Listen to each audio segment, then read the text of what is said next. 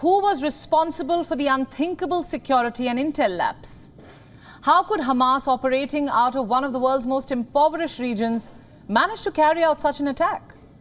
And how was Israel caught off guard? Is this a failure of Prime Minister Benjamin Netanyahu? The answer is yes. The Prime Minister was so busy saving himself that he forgot to save his country. But it does not stop there. The list of failures continues. What about the Iron Dome? What about the Israeli intelligence? Did they all fail? At about 6:30 a.m. yesterday local time, more than 5,000 rockets were fired at Israel. Many of these rockets struck the country. So what was the Iron Dome doing? It is supposed to be a military marvel, isn't it? The best-in-class air defense system. So what happened? For several years, Hamas has been trying to find a weakness in the Iron Dome system. This time, it managed to do so. And they didn't have to do much. Hamas simply overwhelmed the Iron Dome. Next question, did the Israeli intelligence not see this coming? Was Mossad caught napping? Israel boasts of the most well-funded intelligence services in West Asia. Mossad claims that it is always a step ahead. So what happened this time? How did it not know what was happening next door? Just look at where Gaza is located. It is practically surrounded by Israel. It gets its electricity from Israel. Its telecom lines run through Israel. Every person, every information going into Gaza needs to go through Israel.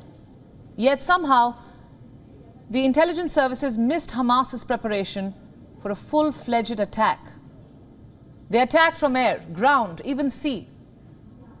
Hamas used motor gliders, had paragliders. They flew into Israel. Did Israel's intel not even get a whiff of the preparation? It's actually very hard to believe that yesterday Hamas managed to breach the border pretty easily, it seems.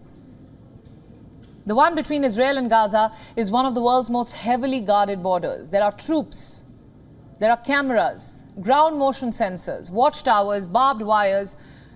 But Hamas made their way through these formidable defenses.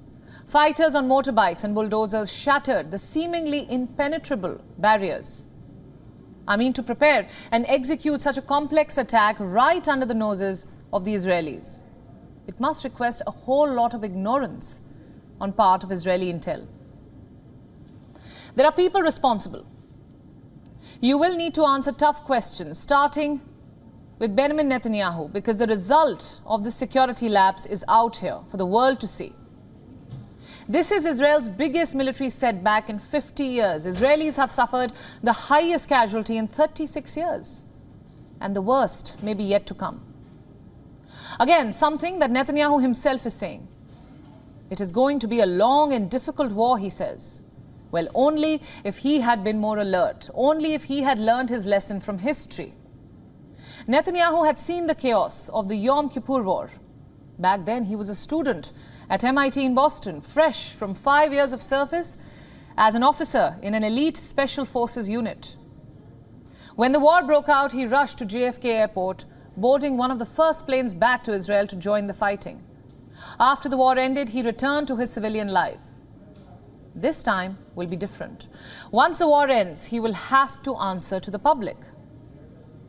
Tell them why their Prime Minister, Mr. Security, let Israel become so vulnerable. WION World is now available in your country. Download the app now and get all the news updates on the move.